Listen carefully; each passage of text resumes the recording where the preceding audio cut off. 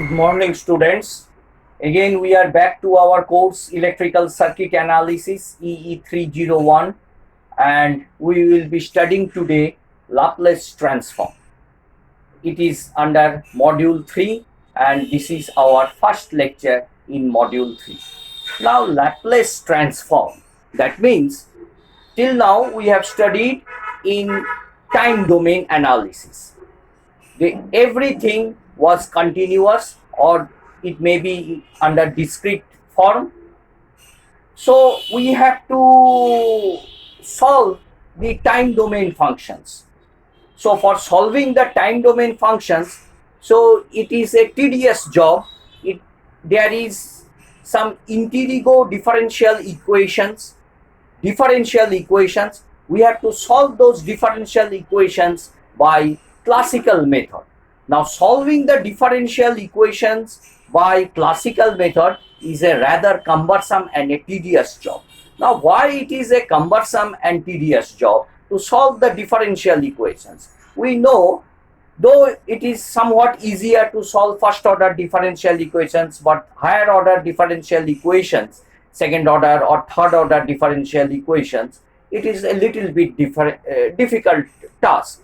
Now, to remove those difficult tasks, we have used Laplace transform. Now, what is the advantages?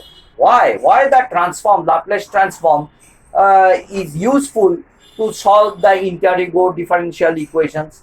Now, you have read in your class 6 or 7 logarithms. Now, if I ask you to multiply 227 into 326, now it is a difficult thing. If calculators are not there, you have to obey the classical procedure to solve this multiplication. What we have read in our class 2 or class 1, we have to solve the standard procedure to solve this multiplication. Now, what is the advantage of logarithm? You know, log of two numbers, log AB, the product of that can be written as log A plus log B. Suppose log 2 into 3 can be written as log 2 plus log 3. Now, log 2 we can get the value from our logarithm tables. Now, what is the value of log 3? We can directly see, and you know that log books we can take everywhere in the examination hall. Now, instead of multiplying, we are adding these two numbers. Log 2, you put the value, log 3, you put the value, and you will be getting. Now, addition, now we have transformed this multiplication to addition. Now, addition becomes much easier than multiplication. Now, if we know this value after addition, now if we take the antilog, we will be getting the product of these two numbers. Now, that is easy. Now, what we have transformed? We have transformed from the multiplication to addition. So, that becomes one easier job for logarithms.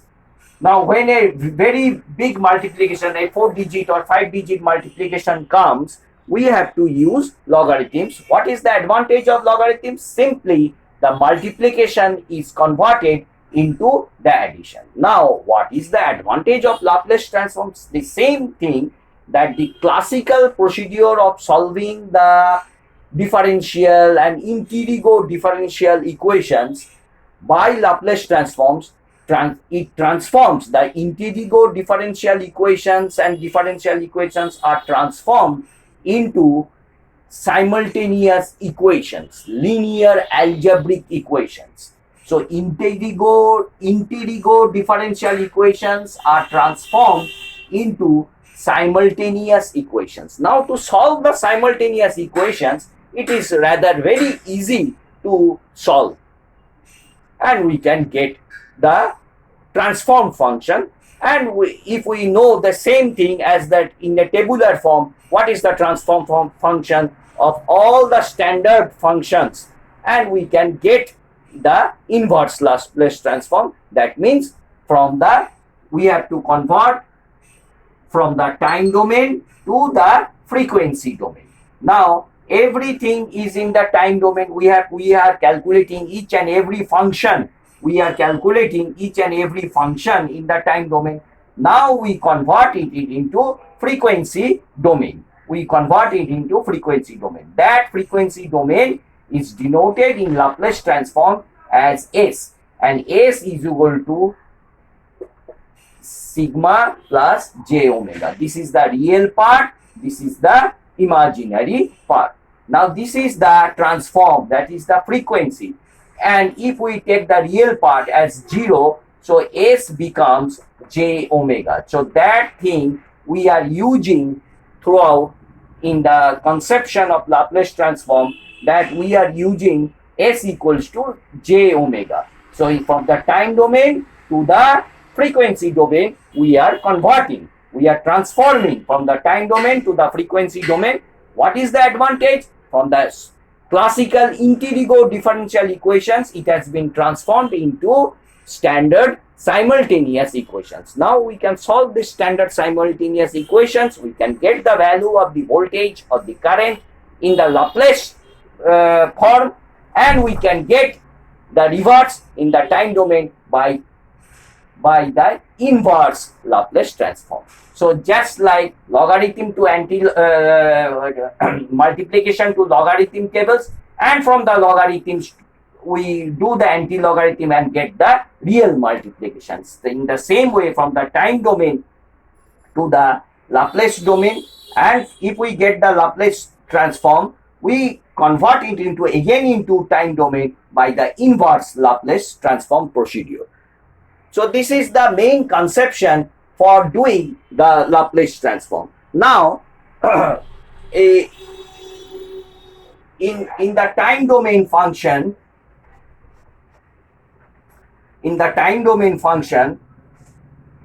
for solving the integral differential equations, the two things we have to calculate. One is the particular solution, and another is the complementary function.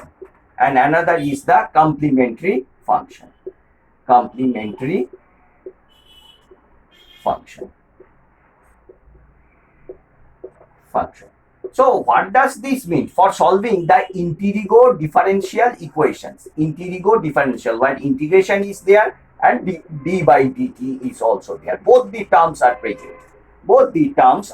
For integral differential equations, we are getting the particular solution and the complementary function for classical method. Now what is particular solution? Suppose the particular solution means a forced function will be applied, and this is in the relaxed form. No forced function is in a relaxed form. So what does this forced function mean? Suppose you know a circuit is there.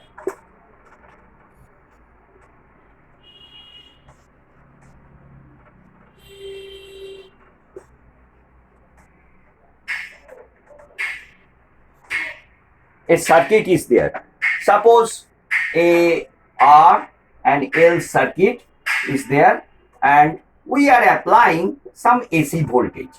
Suppose V of t, that is some AC voltage. Now this is the forcing function. So if we apply the forcing function, we will be getting the particular solution. Now if we apply, now what is the solution? Ultimate solution, we want to get the current. Now the forcing function is being changed. This is the force that we are applying to this relaxed circuit. Now what is the relaxed circuit? This is the nothing is applied. Suppose 0 voltage is being applied. R and L is the relaxed. This is a circuit without a forcing function. So what we will be getting? We will be getting the complementary function. So if this one is there, we will be getting the complementary function.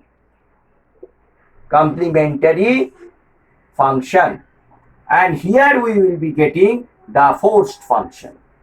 forced function. So this is the same thing. So to solve the integral differential equation in the relaxed form, we get the complementary function, and when we apply some forced function, we will be getting the particular solution. We will be getting the particular solution. From here, what we will be getting? From here, what we will be getting? We will be getting the particular. From here, what we will be getting? From the complementary function, we will be getting the complementary function. This is the homogeneous equation. This is the homogeneous state. This is in the relaxed state we will be getting. Now, if we add the particular solution and the complementary solution, we will be getting the solution of integral differential equation. And now, if we add those, we will be getting in the classical procedure how to solve. This is a tedious, cumbersome job. So, to overcome this, we do by Laplace transform technique. And what is the Laplace transform? It is there from the time domain to the frequency domain, that is S form we will be getting, and after that we will again inverse it, and again we will be coming to the time domain. So please you write down some 2-3 sentences so that you will be memorizing and you will be keeping notes in your copy.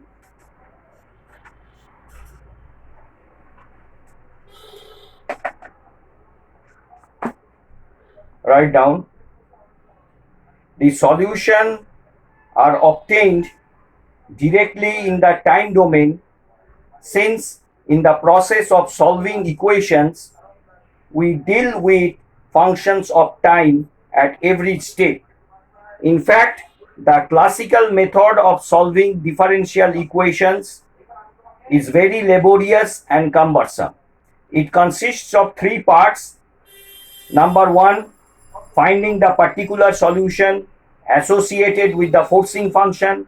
Number 2, finding the complementary function, which is the solution of the homogeneous differential equation. And number 3, evaluating the integration constants due from the initial conditions. So it consists of a classical method.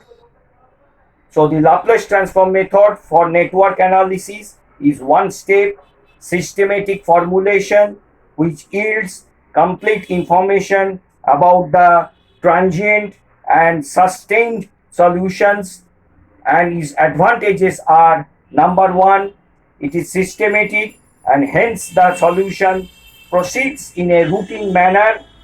Number 2, it gives the total solution in one operation. And number 3, the initial conditions are automatically specified in the transformed equations. In fact, the initial conditions are incorporated into the problem as one of the first steps rather into the last steps. Now, the definition of Laplace transform you can write down. Laplace transform, suppose a function is there, f of t.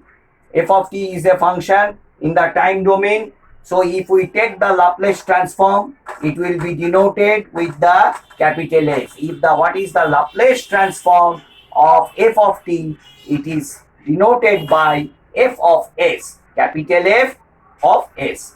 So suppose a function 2t plus 3. So you will be getting what is the transformed form of this 2t plus 3 in the S domain. So there are standard forms. You will be doing one after another. So like this. So in the time domain, t will be there, and in the S domain, that is the S domain means Laplace transform domain. Laplace transform domain is f of s. Time domain is f of t. This is time domain. This is time domain. This is S domain. S domain. This is S domain. So f of s is equal to integration from 0 minus to infinity f of t e to the power minus st dt. So what you have to do, any function is given, you multiply with e of st, integrate it from 0 minus to infinity. Now 0 minus, that means what? What does the word 0 minus means? Suppose this is the 0. 0 minus means just before 0. 0 plus means just after the switching condition, just after 0. So this thing you have to be very much clear how the inductor or the capacitor behaves before the switching, what was happening and what will be happening just after. So you remember in an inductor IL 0 minus, the inductor current IL 0 minus is equal to IL 0 plus for an inductor, and for a capacitor VC 0 minus is equal to VC 0 plus. So both the two things you must be knowing very carefully, because you are, as you are electrical engineering students, your two elements are inductor and capacitor, and the inductor current before switching, what was the current? Suppose the before switching it was here 2 amperes. So just after switching it will be also 2 amperes. So in a capacitor, just before switching the voltage across the capacitor was 15 volts. So just after switching the voltage of the capacitor will be also 15 volts. So you have to remember this function. So how to do the Laplace domain, Laplace transform of any function in time domain? You just multiply with e to the power st dt, integrate it from 0 minus to infinity, you will be getting f of s.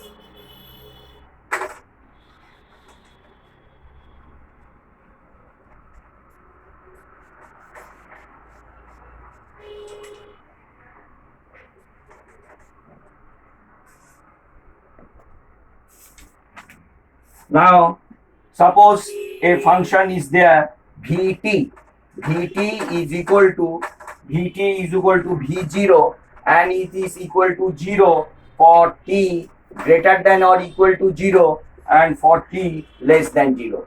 So what is the value of vt, voltage at any time? It is v0 for t greater than 0. So for t, this is t, this is the time scale. For t greater than 0 it is equal to v0, and for t less than 0 always it is like this.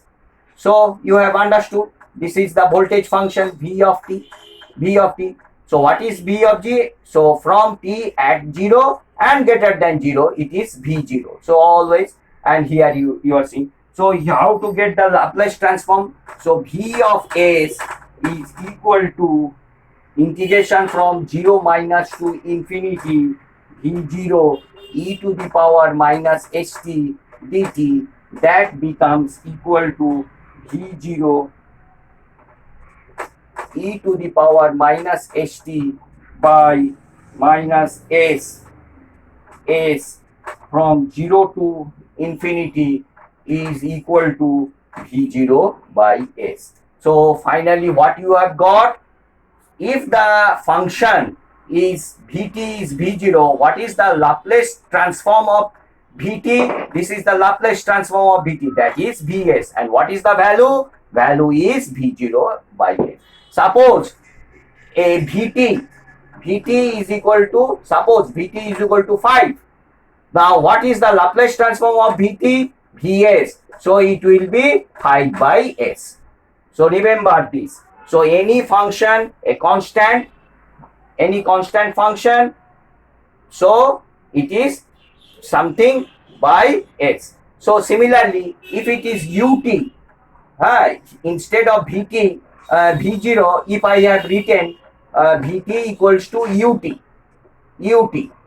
means 1, so 1 by s. So vs will be equal to 1 by s. This is u of t. U of t we have read, that is unit step function. So Laplace transform of vt is vs. Of what is the Laplace transform of ut? It will be 1 by s.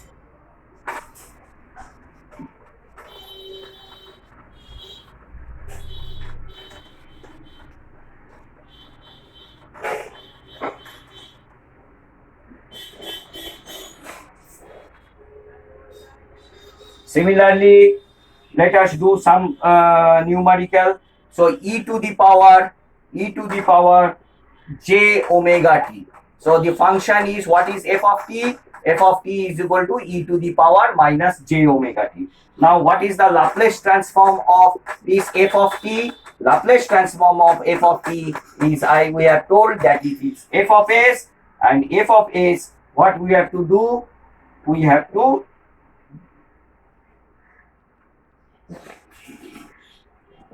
get this. We have to, same way we have to do it, and we will be getting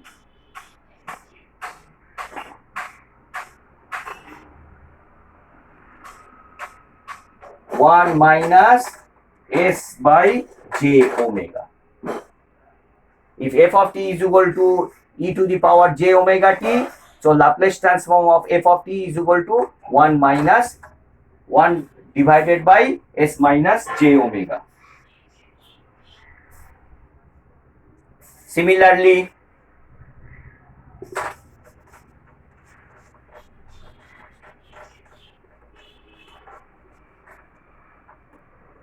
what is Laplace transform of sine omega t? Laplace transform of sine omega t.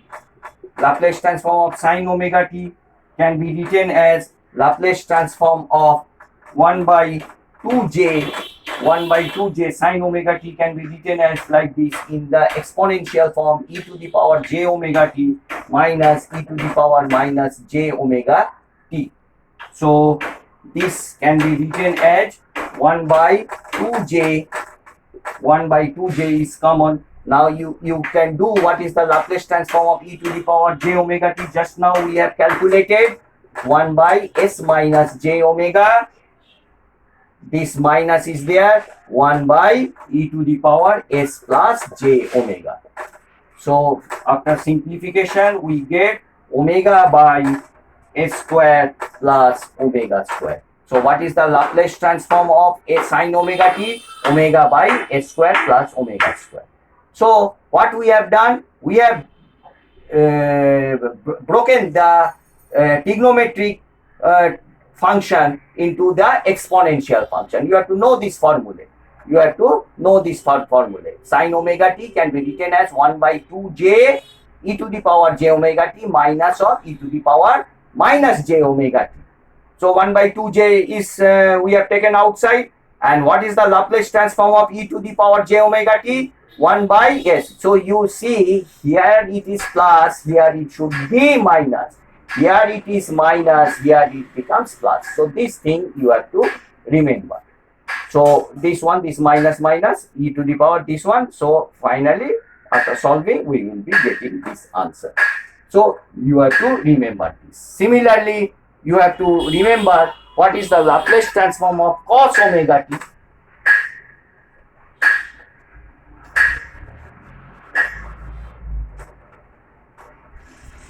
Same thing we will be doing in this. What is the Laplace transform of cos omega t?